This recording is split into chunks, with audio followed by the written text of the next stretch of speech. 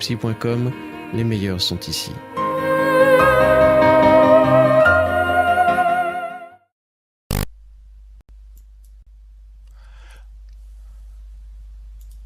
Bonjour, Gérard Pavie.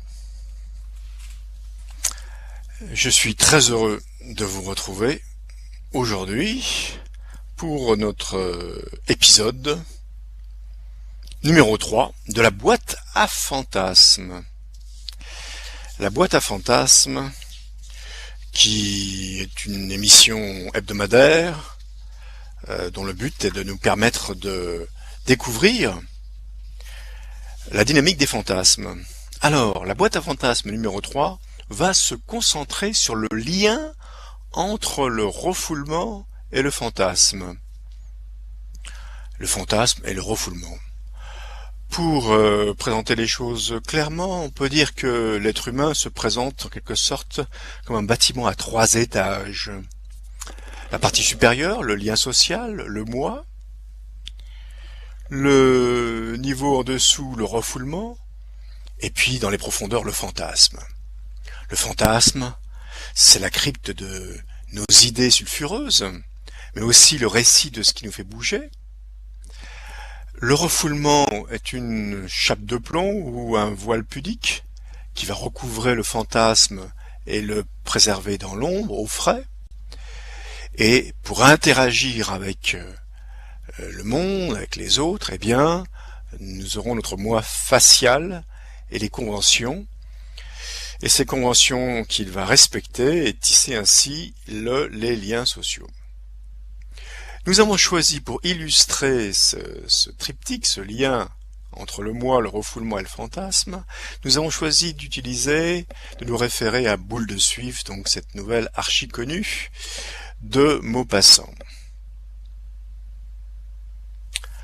Dans Boule de Suif, Maupassant nous montre comment les préjugés cachent les mécanismes de refoulement qui eux-mêmes constituent une pudique pellicule recouvrant et cachant le fantasme. Boule de Suif est une nouvelle extraordinaire, fort bien écrite, un plaisir à lire et d'ailleurs plusieurs fois transposée au cinéma. Pour commencer, campons le décor. La scène se situe aux alentours de 1870, lors de la guerre franco-prusse. Une grande diligence transporte notamment des bourgeois, leurs épouses, des religieuses, d'autres encore, et une femme seule, Boule de Suif. C'est son nom. Tous fuient Rouen, encerclés par les forces allemandes. C'est l'hiver, il fait froid, les voyageurs ont froid, et le voyage est très inconfortable. Les compagnons de voyage sont pris dans la nasse, dans ce réduit, ce cocon que constitue la diligence, et de gré de force, ils vont faire connaissance, les masques vont tomber. Nous découvrirons plus tard que Boule de Suif est une galante, comme on dit, une prostituée. Sur la route vers Dieppe, leur destination, ils font une halte dans une auberge. Ceci constitue le moment clé de la nouvelle, car cette auberge a été réquisitionnée par un officier allemand qui refuse à la diligence de repartir tant que Boule de Suif ne lui aura pas cédé. Maupassant va nous faire sentir toute l'ambiguïté de nos sentiments au travers de ces personnages. L'attitude des voyageurs va ainsi balancer d'un côté et de l'autre. Leur attitude vis-à-vis de Boule de Suif, bien sûr, va alterner des courants positifs, valorisant boule de suif, et des courants négatifs de mépris à l'encontre de boule de suif, selon ce que dicte leur intérêt. Lui-même prescrit, déterminé, influencé par le contexte. Les deux grands moments, les deux grandes tournures, les grandes attitudes positives et négatives sont présentées alternativement de cette façon par Guy de Maupassant. Du côté du positif, les voyageurs, par deux fois, se rapprochent de la prostituée et la valorisent. D'abord, au début du déplacement, quand elle partage la nourriture qu'elle a préparée pour le voyage, alors qu'imprévoyant, les autres voyageurs meurent de faim. Et elle va leur proposer, leur tendre cette nourriture. Les bouches s'ouvraient et se fermaient sans cesse, écrit Maupassant, avalaient, mastiquaient, engloutissaient férocement. L'oiseau dans son coin travaillait dur et à voix basse. Il engageait sa femme à l'imiter. Elle résista longtemps. Puis, après une crispation qui lui parcourut les entrailles, elle céda. Faut-il donc que la faim vous tenaille pour que vous acceptiez de vous tourner vers une personne que vous méprisez en fait, et que vous acceptiez par là même la nourriture qu'elle vous tend. Alors son mari, arrondissant sa phrase, demanda à leur charmante compagne, là elle est charmante, il s'agit bien sûr de Boule de Suif, si elle lui permettait d'offrir un petit morceau à Madame Loiseau. Elle dit « Mais oui, certainement, monsieur !» Elle, c'est Boule de Suif, avec un sourire aimable, étendit la terrine. Première séquence. Seconde séquence où l'on va voir comment le groupe fait pression sur Boule de Suif pour faire en sorte que finalement elle exauce les désirs de l'officier. Ils vont donc chercher à l'influencer pour qu'elle couche avec l'officier allemand, comprenant que c'est leur seule chance de repartir rapidement. Cette scène se situe dans l'auberge, où ils sont de force hébergés. Voici la démarche que décrit Maupassant, où l'on voit les convives en concurrence les uns avec les autres pour tresser des louanges à leur future héroïne. On cita toutes les femmes qui ont arrêté les conquérants, fait de leur corps un champ de bataille. Boule de Suif maintenant est l'armée du salut. Au moyen de dominer une arme, qui ont vaincu par leurs caresses héroïques ces êtres hideux ou détestés, et sacrifié leur chasteté à la vengeance et au dévouement. Et donc, Boule de Suif va perdre de sa pureté, mais c'est pour en gagner bien plus grande encore, en servant la cause collective. Ah, ce qu'il aime à ce moment-là, Boule de Suif. Et plus loin, parce que il faut parlementer un certain temps avant que Boule de Suif ne cède. L'un des convives, comte de son état, se rapproche de Boule de Suif. Maupassant décrit la scène. Il l'a pris par la douceur, par le raisonnement, par les sentiments. Il sut rester monsieur le comte, tout en se montrant galant quand il le fallut, complimenteur, aimable enfin. Il exalta le service qu'elle leur rendrait, parla de leur reconnaissance. Et oui, il va vite en besogne. Et nous nous tournons maintenant vers le second volet d'attitude, des attitudes négatives vis-à-vis de boule de suif qui représente le vice à repousser. Donc les mêmes voyageurs, par 2 fois, prennent leur distance vis-à-vis de la prostituée. D'abord, en tout début de nouvelle, quand il découvre que cette voyageuse est une prostituée. Je cite Maupassant. « Aussitôt qu'elle fut reconnue, celle qui est pleine de qualités inappréciables, bien sûr, des chuchotements coururent parmi les femmes honnêtes, et les mots de prostituée, de honte publique, furent chuchotés si haut qu'elle leva la tête. » Donc, voilà la prostituée que l'on met à l'index, et l'on retrouve cette même distance du groupe. Il est intéressant au passage de voir comment une position du groupe se forme et comment les différents éléments de ce groupe se rangent derrière cette norme. Eh bien, là, c'est à la fin de notre histoire, lorsque, boule de suif ayant finalement cédé, l'officier allemand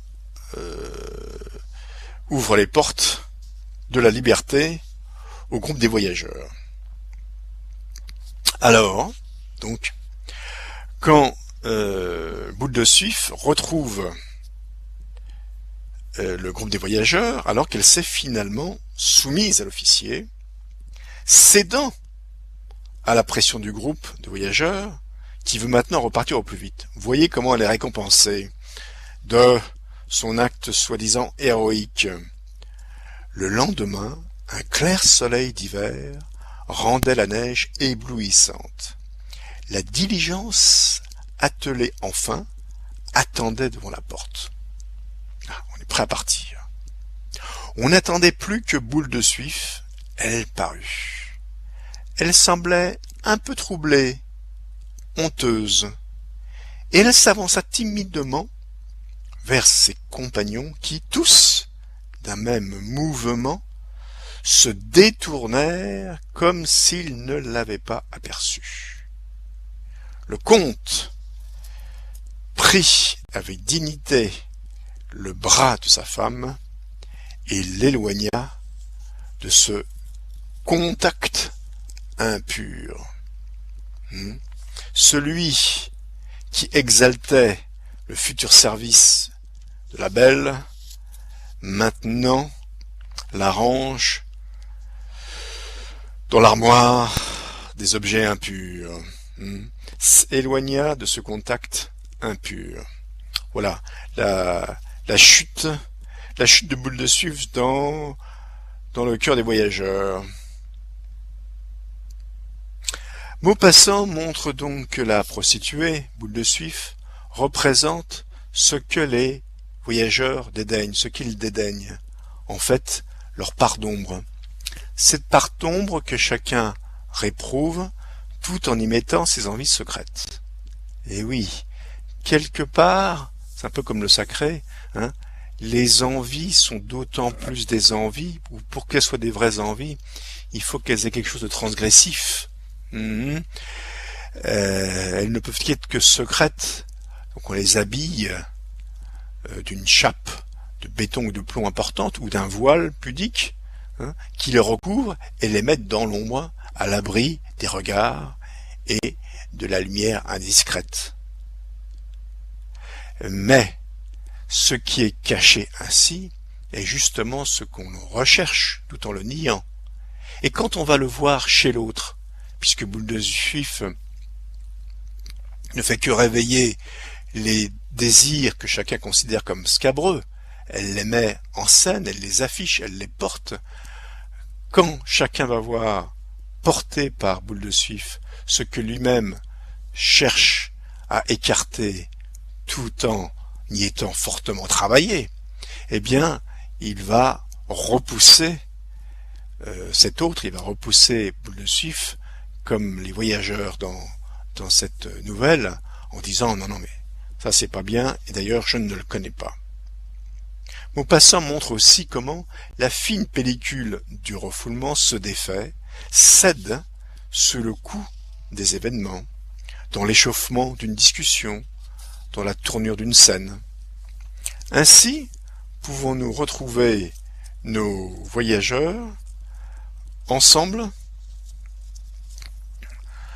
dans une scène où ils vont faire pression, ils préparent les arguments qu'ils vont livrer à Boule de Suif pour la faire céder et pour que finalement elle se convainque de satisfaire les désirs de l'officier allemand.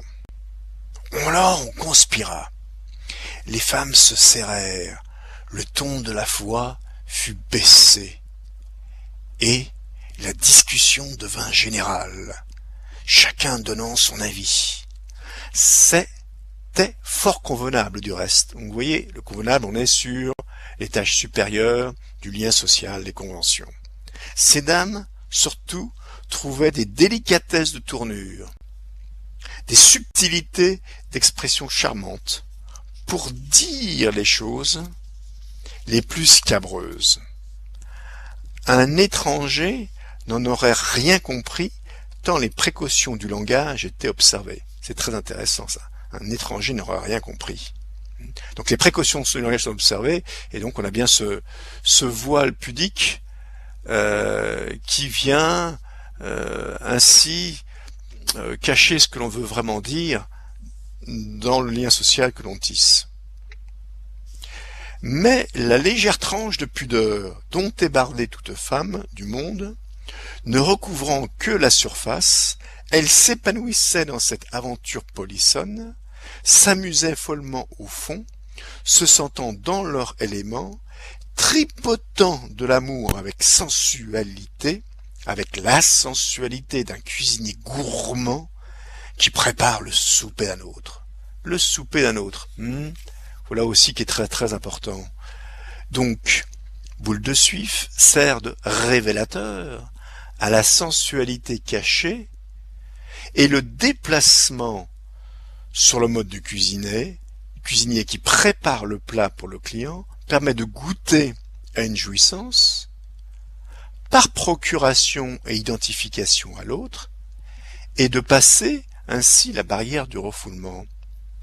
Oui, ici, Maupassant nous montre comment des procédés, des processus permettent au fantasme de vivre un peu, parce qu'il a bien le droit de vivre lui aussi, et de goûter quelques plaisirs du quotidien. Parce que être un fantasme, et puis rester comme un moine dans son repère fermé, mais voilà qui n'est pas très intéressant. Mettez-vous à la place du fantasme. Lui aussi a envie de goûter la vie. Alors, il faut qu'il y mette des conditions, parce qu'il y a le barrage du refoulement à passer. Le déplacement, c'est-à-dire passer par un procédé autre, comme le cuisinier, et l'identification à l'autre, passer par Boule de Suif, permet de faire vibrer ces fantasmes scabreux qu'on a en soi, d'autant plus que c'est l'autre qui les fait bouger. Donc le déplacement et l'identification à l'autre sont des processus que le fantasme peut utiliser pour franchir la barrière du refoulement et accéder à la réalité. Tout ceci en respectant les convenances. Vous voyez que, de son côté, le refoulement n'est pas un mauvais bougre. Pour peu que vous le respectiez un petit peu, eh bien il est comme un douanier qui va rapidement parcourir votre passeport et vous laisser passer pour peu que vous lui ayez dit bonjour. Voilà, c'est ça le refoulement. Il n'est pas trop méchant. Pour conclure, cette nouvelle de Maupassant, donc Boule de Suif, nous permet vraiment de mettre en évidence ces trois niveaux. Au niveau supérieur, l'expression du fantasme sous un accoutrement, avec un cosmétique, un apprêtement qui l'habille, mais avec des liens quand même suffisamment proches du fantasme pour que ça permette de vibrer. Ce plaisir par procuration est bien exprimé également dans le texte de Maupassant lorsqu'il fait parler une des participantes dans cette soirée avant que Boule de Suif ne cède à l'officier allemand. Voilà ce qu'elle dit. Moi, je trouve qu'il se conduit très bien, cet officier allemand. Il est peut-être privé depuis longtemps. Et nous étions là, trois, parce qu'il y a deux autres compagnes avec elle, qu'il aurait sans doute préféré. Mais non, il se contente de celle de tout le monde, de celle à tout le monde. Il respecte les femmes mariées. Donc il a un code, ce monsieur, c'est bien. Songez, il est le maître. Il est le maître. Il n'avait qu'à dire, je veux. Et il pouvait nous prendre de force avec ses soldats. Les deux femmes eurent un petit frisson. Les yeux de la jolie Madame Carré-Lamadon brillaient, et elle était un peu pâle, comme si elle se sentait déjà prise de force par l'officier. Et voilà. Alors ce petit frisson, en quoi est-il en lien avec le scabreux fantasme? En quoi ce petit frisson marque l'effraiement, la frayeur, la peur de la femme qui participe à ce dîner, et donc une tentative pour repousser un éventuel assaut, l'idée de l'assaut, puisqu'on est dans l'imaginaire actuellement, la scène est imaginée. Dans quelle mesure ce petit frisson dit quelque chose de la partie du fantasme qui serait finalement plus goûteuse, que l'on préférerait sous cette forme, en tout cas qui serait acceptable sous cette forme. Voilà, l'ambiguïté de cette formule du petit frisson. Alors en dessous l'expression du fantasme par l'identification à Boule de Suif, comme vous l'avez dans cette scène, eh bien nous avons la barrière du refoulement, dont la face sociale apparaîtra sur le mode des tournures et de la pudeur, et au fond, tapis dans son coin, le fantasme, le scabreux, qui n'attend qu'une chose, que finalement on le sorte de son trou. Voilà, je termine ainsi cette émission. Je voudrais vous rappeler que je tiendrai le mardi 6 novembre une conférence sur la thématique créer son futur, et qui a quelque chose à voir avec les fantasmes, car nous verrons en quoi il faut un peu de fantasme pour créer son futur. Trop de fantasmes, ou les fantasmes envahissants, répétitifs, et l'être est un esclave de ce fantasme. Il suit un chemin tracé d'avance, une absence de fantasme, une absence de imaginaire, un désert de rêve, et la vie n'est plus la vie n'est plus animée de ce qui permet de prendre des initiatives originales. Et donc, quelque part, sans doute faut-il savoir se ressourcer dans les images des fantasmes, y trouver des signifiants, des signes, des jalons, des poteaux indicateurs, des points de référence qui vont éclairer le futur et permettre au directeur de créer son futur. Voilà, cette conférence se tient donc le 6 novembre à 21h, salle Cadet, rue Cadet, métro Cadet. Facile à retenir. Et évidemment, c'est avec un grand plaisir aussi que je vous convie à notre prochaine émission sur les fantasmes, donc la boîte à fantasmes, l'envers du décor. jeudi prochain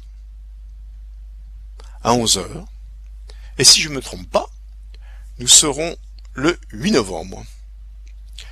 À bientôt sur Radio Psy, Gérard Pavie, psychologue et psychanalyste. Bonne journée.